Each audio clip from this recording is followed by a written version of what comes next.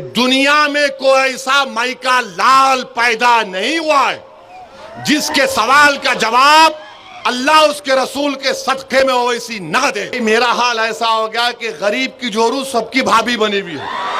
दिल से मानते हैं मगर जबान से इकरार नहीं करते, अलग बात है। ओवैसी साहब महान नेता है, ओवैसी साहब को देश का गृह मंत्री होना चाहिए। हम लोग जैसे हिंदू इस देश का जितना भी लोग है वो असदुद्दीन साहब पे गर्व करता है। अगर असदुद्दीन ओवैसी को विदेश मंत्री बना दिया जाए तो मैं कह रहा हूं कि जो डंका है ना, अब तक तो नहीं बजा लेकिन पूरे विदेशों में बजेगा अगर ये विदेश मंत्री। और कोई बोल रहे नहीं आपके साथ वो बीजेपी का एमपी है, आप उसके साथ क्यों जा रहे? तो क्या पार्लियामेंट में हम नहीं बैठना उनके साथ? मैं हूं अल्तमश और आप देख रहे हैं अल्तमश ऑफिशियल यूट्यूब चैनल।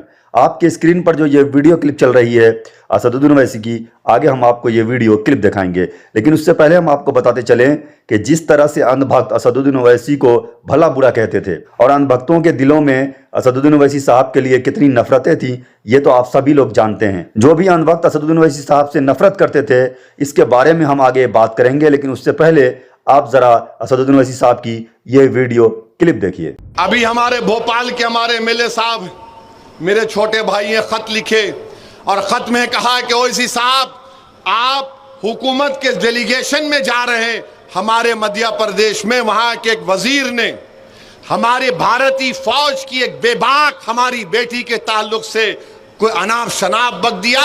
आप जरा पूछ लीजिए गवर्नमेंट से, क्योंकि अगर आप इन ममालिक में जाएंगे तो आपसे सवाल होगा।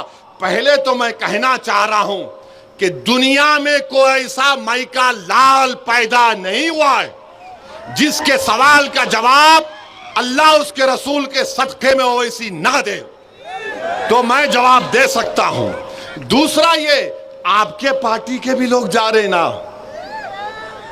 हमसे ही पूछ रहे, और कोई बोल रहे नहीं आपके साथ वो बीजेपी का एमपी है, आप उसके साथ क्यों जा रहे? तो क्या पार्लियामेंट में हम नहीं बैठना उनके साथ? आप वोट डाले तो मेरे भाई मेरा हाल ऐसा हो गया कि गरीब की जोरू सबकी भाभी बनी हुई है। अब बोलते ना गरीब की जोरू सबकी भाभी, ऐसा लगता है इनको। बोलो अरे क्या मैं हूं, दिख गया तुम्हारे को?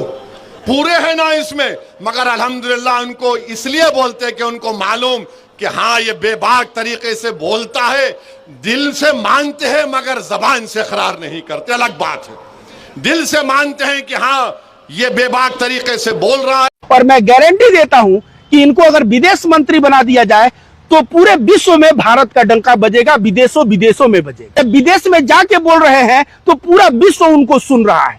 और भारत सरकार तो पागल है नहीं कि किसी को भी उठा के भेज देगा।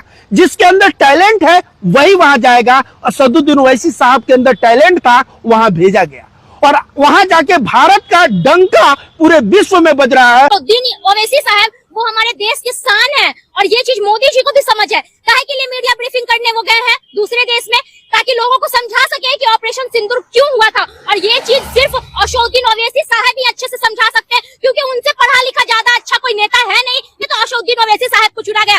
हम लोग जैसे हिंदू इस देश का जितना भी लोग है वो असदुद्दीन साहब पे गर्व करता है। तो देखा आपने ये वीडियो, जिसे अल्लाह ने इज्जत बख्शी हो, ये जग जाहिर है कि उसे कोई भी नहीं मिटा सकता है। असदुद्दीन ओवैसी साहब को अल्लाह ने वो इज्जत दी है, वो शोहरत दी है जो बहुत कम ही लोगों को ऐसी इज्जत, ऐसी शोहरत मिलती है।